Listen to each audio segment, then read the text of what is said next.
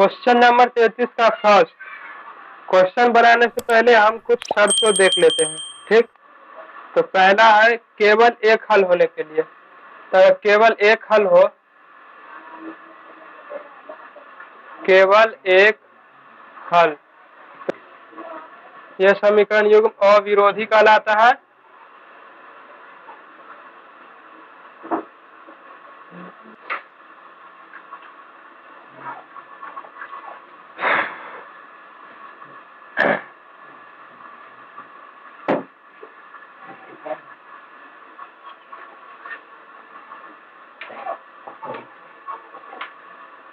देखो, पहला कंडीशन है एक हल होने के लिए, दूसरा कंडीशन कोई हल नहीं होने के लिए।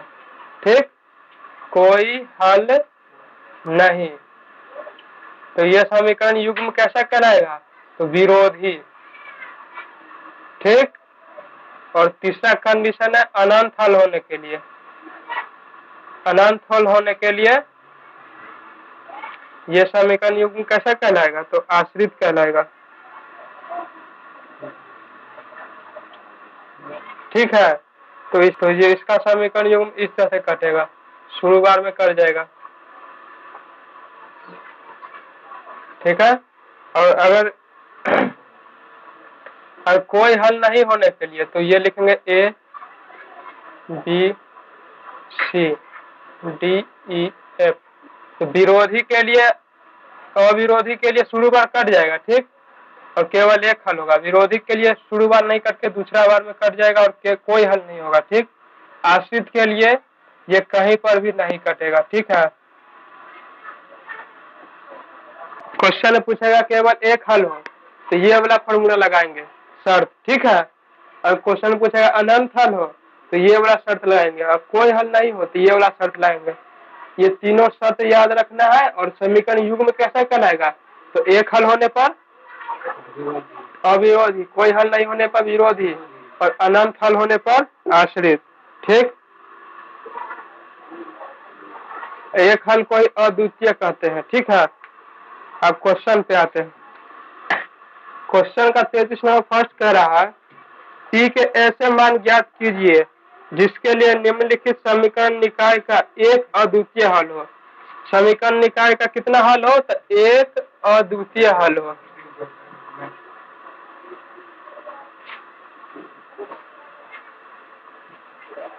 क्वेश्चन नंबर 33 का फर्स्ट कह रहा है पी के ऐसे मान ज्ञात कीजिए जिसके लिए समीकरण युग्म का कितना हल हो? एक अद्वितीय हल हो। ठीक,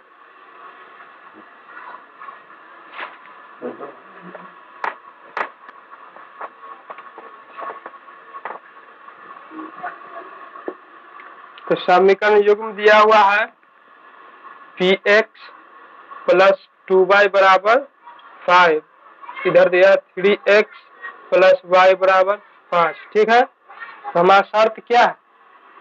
शुरू बार में कटना चाहिए। तो इसे हम क्या मानेंगे? इसे हम ए कहते हैं। ये ए होता है, ये बी, ये सी, ये डी, ये ई और ये एफ। ठीक है, तो इसे पहले हम सिंप्लीफाई करेंगे। क्वेश्चन में तो इसे बनाने के लिए बराबर के इस साइड है ना, तो दोनों को हमें इस साइड लाना पड़ेगा। ठीक है, यहाँ पे 1, तो इसे पहले बनाते हैं। तो करेंगे पी एक्स प्लस 2y, 5 है तो -5 बराबर 0। इसे भी करेंगे 3x प्लस y बराबर y माइनस 1 बराबर 0। ठीक है, तो हमारा फॉर्मूला है ए बी डी एफ। ये यहीं पर कट जा रहा है। ठीक है, यह कंडीशन, यह शर्त कौन सा है? कि एक हल होने के लिए, एक हल होने का शर्त ये रहा। ठीक है, तो अब हम इस ये दो समीकरण है ना, इन दोनों समीकरण ए निकालेंगे। तो ए हमारा कितना है? तो पी है। ठीक है, डी कितना है? तो डी हमारा 3 है बराबर,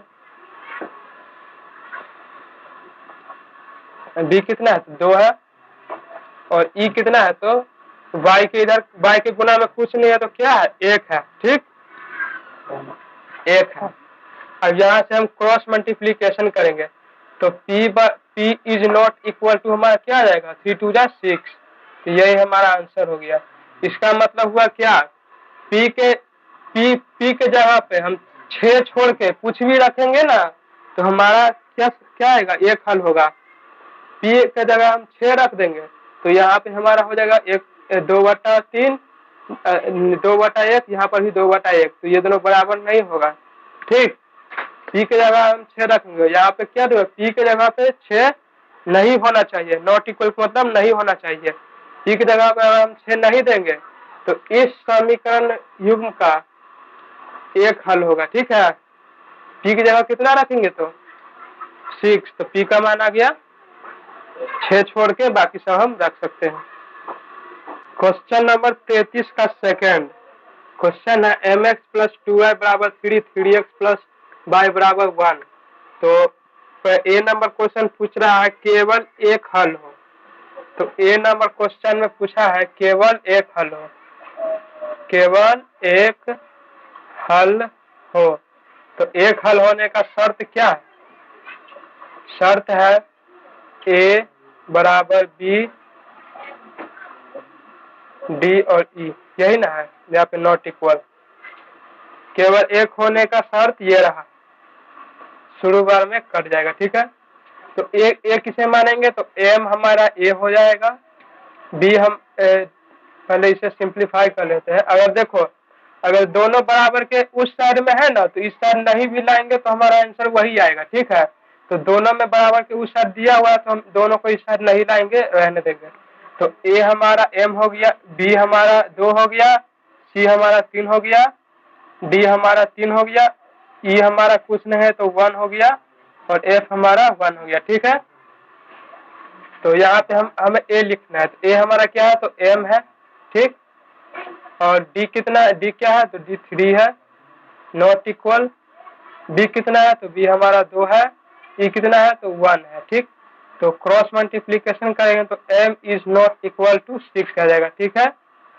तो तीसरा का फर्स्ट 33 का सेकंड का ए नंबर में हमारा आंसर आ गया m is not equal to 6।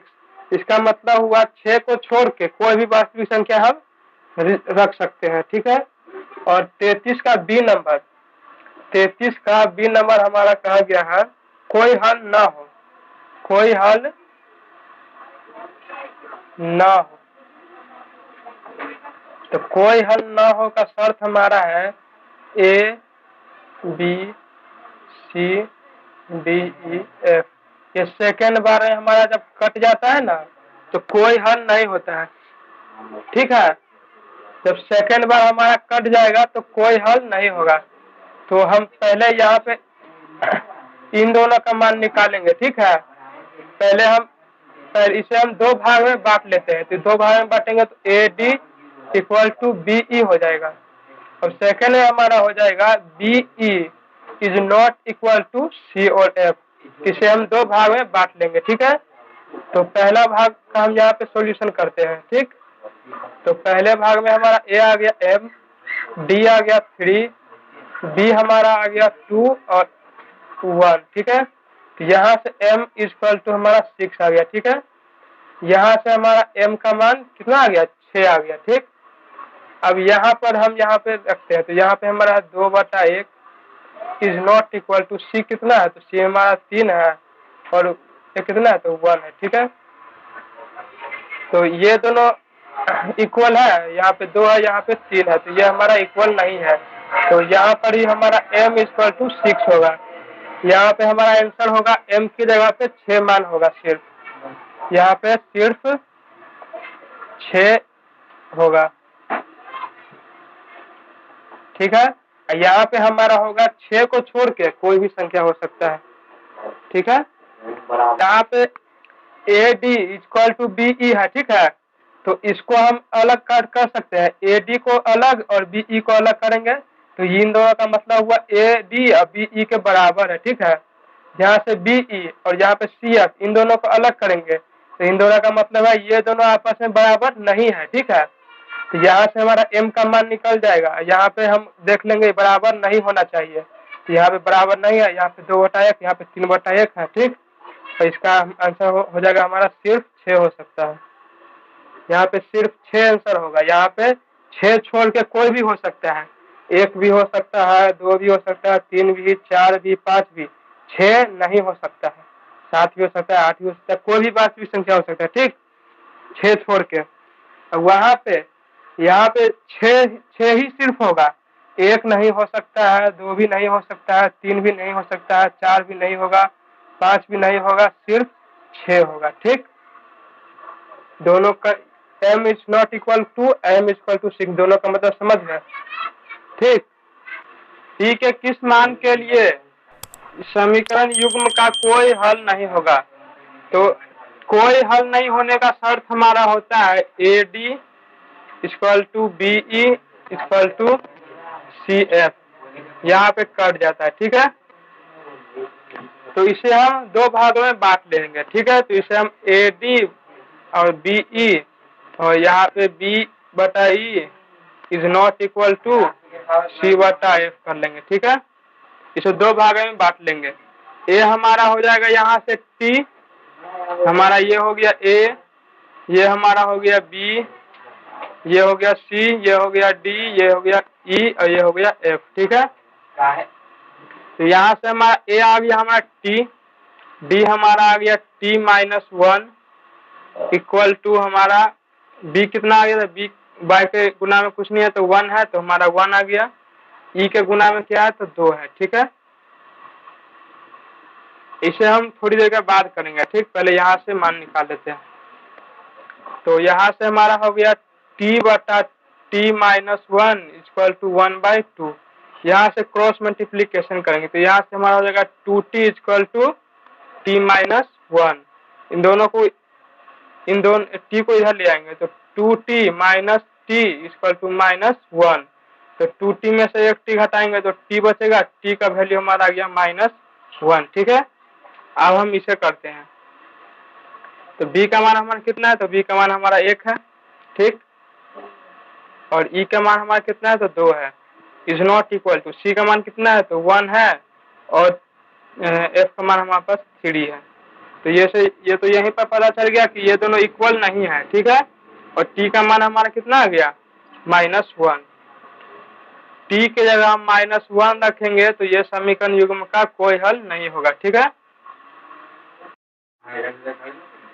Question number B, इसमें भी कोई हल नहीं होगा, तो इसमें भी हमारा यही शर्त लगेगा। ठीक है, तो यहाँ पे हमारा दिया हुआ x plus T by plus T इस बराबर में 0 है और यहाँ पे 2 है जो बराबर के उस साइड है, तो इस 2 को हम बराबर के इस साइड ले आएंगे। ठीक है, तो यहाँ पे हम लिखेंगे x plus 2 minus T by 2 को इधर लाएंगे तो हमारा -2 इक्वल टू 0।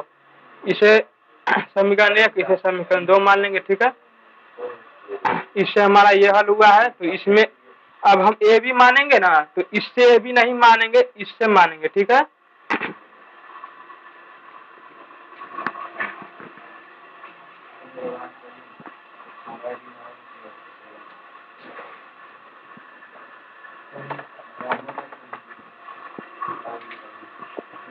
तो अब हमारा ए का मान कितना है, तो ए का मान हमारा ये रहा x में कुछ नहीं है तो 1 है। ठीक है, यहाँ से हमारा ए आ गया 1, यहाँ से हम इस समीकरण से लेंगे हम d, तो d हमारा 1 आ जाएगा। ठीक है, ठीक, और b हम यहाँ से लेंगे t और e हम क्या लेंगे, तो e यहाँ से हम लेंगे तो यहाँ हमारा है 2 माइनस टी, क्या है तो 2 माइनस टी। ठीक है, पहले हम इसको सॉल्व कर लेते हैं फिर इस पे आएंगे। ठीक है, तो यहाँ से हमारा 1/1 equal to T by 2 minus T, यहाँ से क्रॉस मल्टीप्लीकेशन करेंगे तो t इक्वल टू हमारा हो जाएगा 2 माइनस टी। तो इस t को हम इधर लाएंगे तो हमारा हो जाएगा t plus T equal to 2। तो यहाँ से हमारा होगा 2t इक्वल टू 2, तो t बराबर हमारा हो जाएगा 2 से तो कट जाएगा तो 1। ठीक है, तो t का मान हमारा कितना आ गया, तो t का मान हमारा आ गया 1। ठीक है, तो अब हम इससे चलते हैं। तो b हमारा कितना है, तो b हमारा यहाँ पे t है, e कितना है, तो e हमारा है 2 minus T is not equal to c कितना है हमारा, तो c हमारा यहाँ पे t है और f कितना है, तो f हमारे पे यहाँ पे -2 है। ठीक, अब यहाँ पे हम t का मान रखेंगे कितना, तो -1 +1, तो 1 हो जाएगा। 2 - 1 इज नॉट इक्वल टू 1/-2, ठीक है। तो यहाँ से हमारा आ गया 1/, यहाँ से 2 में से 1 घटाएंगे तो 1 equal to 1 not equal to -2, ठीक है। तो यहाँ से हमारा 1/1 इज नॉट इक्वल टू 1/-2, ये तो सही है। तो हमारा x का मान, t का मान हमारा कितना होगा, तो -1 होगा, ठीक। Next question C number. तो यहाँ पे तो सब हमारे नॉर्मल है, बराबर के इस साइड c है, यहाँ पे बराबर के इस साइड f है, ठीक है। तो हम यहाँ से शर्त लगाएंगे वही बोला same, a b c d e f, ठीक है। यहाँ पे नॉट इक्वल किसे हम दो भागों में बांटेंगे, तो हमारा हो जाएगा AD इक्वल टू BE, और यहाँ से दूसरा भाग हमारा हो जाएगा BE is not equal to C/F, ठीक है। तो यहाँ से हमारा A का मान कितना है, तो A का मान हमारा 3 है, D का मान कितना है, तो 2t - 1, तो 2t - 1 इक्वल टू B का मान कितना है, तो बाई के गुना में 1 है, कुछ नहीं है तो 1 है। E कितना है, तो E हमारा हो जाएगा t - 1, ठीक है। पहले इसे हम सॉल्व यहाँ पे कर लेते हैं, आरी गुना यहाँ पे करते हैं। तो यहाँ से हम को गुना करेंगे t - 1 से, तो हमारा हो जाएगा 3t - 3 इक्वल टू 2t - 1 को 1 से गुना करेंगे तो सेम यही रह जाएगा 2t - 1, 3t यहाँ पे 2t, तो 2t को इधर लाएंगे तो 3t - 2t इक्वल टू -1, इस -3 को उधर भेजेंगे तो +3, तो 3t में से 2t घटाएंगे तो कितना हो जाएगा t, और +3 में से 1 घटाएंगे तो हमारा आ जाएगा 2, तो t का मान हमारा आ गया कितना, 2। यहाँ पर भी t का मान रख लेते हैं, तो b का मान हमारा कितना है, तो 1 है। e का मान हमारा है t - 1 is not equal to c हमारा कितना है, तो 1, f हमारा कितना है, तो 2t - 1। तो यहाँ से अब हम आगे करते हैं, तो 1/, हो जाएगा। t का मान कितना है, तो 2 - 1 इज नॉट इक्वल टू 1/2 × 2 - 1, तो 1/1 इज नॉट इक्वल टू 1/4 - 1, तो 3। तो ये हमारा कंडीशन सही है, क्योंकि ये दोनों 1/1 1/3 ये दोनों बराबर नहीं है, तो वही सिंबल है। तो हमारा t का मान आ गया कितना, तो 2, ठीक है। क्वेश्चन नंबर 34 का क्वेश्चन में कहा गया है कि इसका समीकरण युग्म का अनंत हल हो, ठीक है। तो अनंत हल होने का शर्त है, तो अनंत हल होने में तीनों बराबर होता है। तो यहाँ पे हम देंगे A B C D E और F, ठीक है, तीनों बराबर होता है। तो हम तीनों का तो करेंगे, दो को अलग कर लेते हैं, ठीक है। तो दोनों को अलग करेंगे तो यहाँ हो जाएगा A/D बराबर B/E, यहाँ से अलग करेंगे तो हमारा हो जाएगा B/E बराबर C/S, ठीक है। यहाँ से हमारा A का मान K आ गया, D का मान हमारा 12 आ गया, और D का मान हमारा 3 आ गया, और G का मान हमारा अब इसे यहाँ पे सॉल्व करेंगे तो हमारा K × K, क्रॉस मल्टीप्लिकेशन आगे गुना करेंगे तो K × K, तो K² और 12 को 3 से करेंगे तो 36, तो K का मान 36 के बराबर, ठीक है। अब इसे भी सॉल्व करके देख लेते हैं कि हमारा K का मान सही है या नहीं, ठीक है। तो यहाँ से हमारा B का मान कितना है, तो T का मान K है, C का मान हमारे पास K - 3 और F का मान, ठीक है। अब यहाँ से हम K का मान रखेंगे 6, तो यहाँ पे हमारा हो जाएगा 3/6 equal to 6 - 3 equal to 6, 3/6 equal to 3/6, ये दोनों इक्वल है ही, काट भी सकते हैं, कोई दिक्कत नहीं है। 1/2 1/2, 1/2 बराबर 1/2, ये हमारा बराबर है, और यहाँ से हमारा बराबर है, K का मान है यहाँ पर 6, ठीक है। 34 का B नंबर, 34 का पहला का B नंबर, ठीक है। इसमें भी सेम वही फॉर्मूला लगेगा, ए बटा डी बी बटा ई इक्वल टू सी बटा एफ। ठीक है, यहाँ से भी हम इसे दो भाग में बांटेंगे, ए बटा डी बराबर बी बटा ई, और यहाँ से हमारा हो जाएगा बी बटा ई बराबर सी बटा एफ। ठीक है, ए का मान हमारे पास कितना है तो 2 है, डी का मान कितना है तो ए प्लस 2 है, और डी का मान हमारे पास कितना है तो 3 है, और ई का मान हमारे पास कितना है तो 6 है। ठीक है, यहाँ से हमारा डी, यहाँ पे हम बाद में करेंगे, पहले इसे सॉल्व कर लेते हैं। तो क्रॉस मल्टीप्लिकेशन करेंगे तो 6, पहले इसे करेंगे 3x + 2 हो जाएगा हमारे पास 3k + 6 इक्वल टू 6 × 12। ठीक है, यहाँ से हो जाएगा 3k बराबर 12 - 6, 3k बराबर 6, 3 × 6 k का मान हमारे पास आ गया। ठीक है, अब इससे चलते हैं, डी का मान बस कितना है तो 3 है, ई के मान 6 है, सी का मान 4 है, और यहाँ पे है 3k + 2।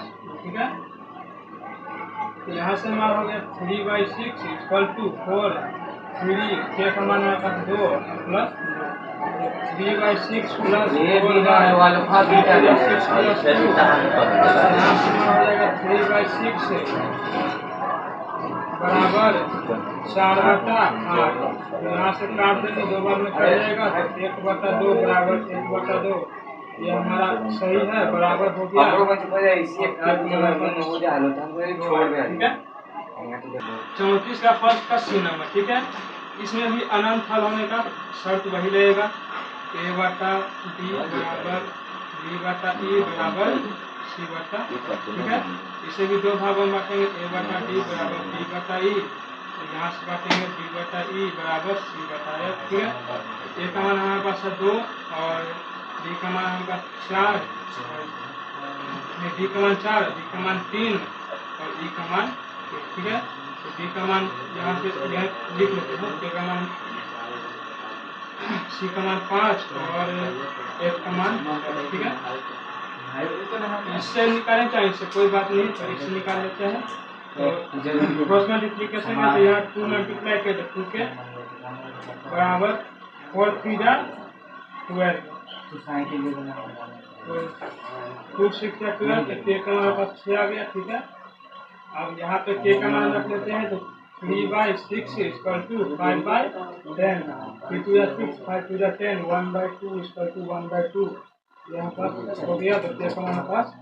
ठीक है, क्वेश्चन नंबर 34 का सेकंड है, अल्फा बीटा का मान का दूसरे समीकरण निकाय का अनंत हल हो। ठीक है, तो समीकरण हमें पास दिया हुआ है, तो इसे भी हम वही फॉर्मूला लगाएंगे, ए बटा डी बराबर बी बटा ई बराबर सी बटा ए। इसे भी दो भागों में बांटेंगे, तो ए बटा डी बराबर बी बटा ई, यहाँ से हो जाएगा हमारा बी बटा ई बराबर सी बटा। ठीक है, तो ए का मान हमारे पास कितना है तो 2 है, डी का मान 2 अल्फा बराबर डी का मान 3, और ई का मान अल्फा प्लस।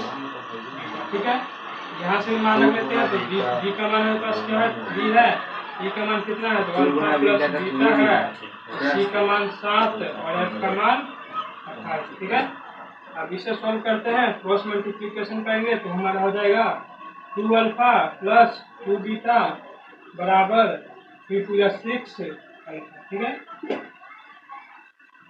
3 × 6 अल्फा हो जाएगा, और 6 अल्फा को इधर लाएंगे तो 2 अल्फा - 6 अल्फा प्लस 2 बीटा बराबर 0, यहाँ से करेंगे तो -4 अल्फा प्लस 2 बीटा बराबर 0। इसे मान लेंगे समीकरण फर्स्ट। ठीक है, अब इसे सॉल्व करेंगे। ठीक है, 28 4 बार में काट देंगे, इसे क्रॉस मल्टीप्लिकेशन करेंगे तो यहाँ से हमारा हो जाएगा अल्फा प्लस बीटा बराबर 1 से गुणा करेंगे तो हो जाएगा 4 × 12। ये हमारा हो जाएगा समीकरण सेकंड। ठीक है, तो समीकरण फर्स्ट है हमारा -4 अल्फा प्लस 2 बीटा बराबर 0, समीकरण फर्स्ट है। इसे समीकरण सेकंड है हमारा अल्फा प्लस बीटा, इसे भी 12 के इधर कर लेते हैं, तो अल्फा प्लस बीटा -12 बराबर 0, ये समीकरण सेकंड। समीकरण सेकंड हमारा हो जाएगा 12 इक्वल टू 0 समीकरण सेकंड। ठीक है, नहीं तो उधर भी रहने देंगे तो कोई दिक्कत नहीं है, तो इधर भी रहने देंगे तो कोई दिक्कत नहीं होगा। ठीक, यहाँ से अगर हम बीटा को काटना है तो अल्फा को भी काटेंगे, तो यहाँ पे हमें 4 से गुना करना पड़ेगा समीकरण 2 में। लिखेंगे समीकरण 1 गुना समीकरण 1 यहाँ माइनस यहाँ प्लस, तो प्लस 2 गुना 4। ठीक है, तो -4 अल्फा प्लस 2 बीटा बराबर 0। यहाँ पे वहाँ हो जाएगा plus alpha 4 alpha plus 4 beta बराबर, तो हो जाएगा हमारा कितना 48। तो यहाँ से हमें क्या करना है, तो जोड़ना है, प्लस का चिन्ह है, ये कट जाएगा, तो 4 और 2 6 बीटा बराबर 48, 8 6 48, बीटा का मान आ गया 8। ठीक है, अब हम बीटा का मान समीकरण 1 में रख के चाहे 2 में रख के अल्फा का मान निकालेंगे। तो समीकरण 2 में अच्छा लग रहा है, तो समीकरण 2 में हम रख लेते हैं बीटा का मान। ठीक है, यहाँ पे रख लेते हैं, लिखते हैं समीकरण 2 में बीटा का मान रखने पर। ठीक है, तो हमारा समीकरण 2 है अल्फा प्लस बीटा बराबर 12। बीटा का मान हमारे पास कितना है, तो बीटा का मान 8 है, तो अल्फा प्लस 8 बराबर 12, तो अल्फा का मान हो जाएगा 12 माइनस 8, तो अल्फा का मान हमारा आ जाएगा 12 में से आगे कितना हो जाएगा 4, तो अल्फा का मान 4 और बीटा का मान 8, यही हमारा आंसर है। ठीक है, 34 का तीसरा m के तीस मान के लिए समीकरण का कोई हल नहीं होगा। कोई हल नहीं होने का शर्त हमारा है a बटा d बराबर b बटा e is not equal to c बटा f। ठीक है, तो यहाँ इसके भी हम दो भागों में बांटेंगे, तो a बटा d बराबर b बटा e, यहाँ से हो जाएगा b बटा e is not equal to c बटा f। ठीक है, तो यहाँ से हमारा a का मान कितना है, तो a का मान 3 है, b का मान कितना है, तो 2m माइनस 1 है, d का मान कितना है, तो 1, e का मान m माइनस 1। ठीक है, तो यहाँ से b का मान कितना है, तो 1, e का मान m minus 1 not equal to c का मान कितना है, तो 1 और f का मान 2m प्लस 1। ठीक है, इसे क्रॉस मल्टीप्लीकेशन करेंगे तो हमारा हो जाएगा क्या, तो 3m माइनस 3 बराबर 2m माइनस 1। ठीक है, यहाँ से करेंगे तो 2m है, यहाँ पे 3m है, यहाँ पे 2m है, इसको इधर लाएंगे तो 3m माइनस 2m बराबर, यहाँ से -1 और यहाँ पे है -3, तो +3 यहाँ पे हो जाएगा बराबर 2 सर देंगे, तो यहाँ से बचेगा m बराबर हमारा हो जाएगा कितना, 2। ठीक है,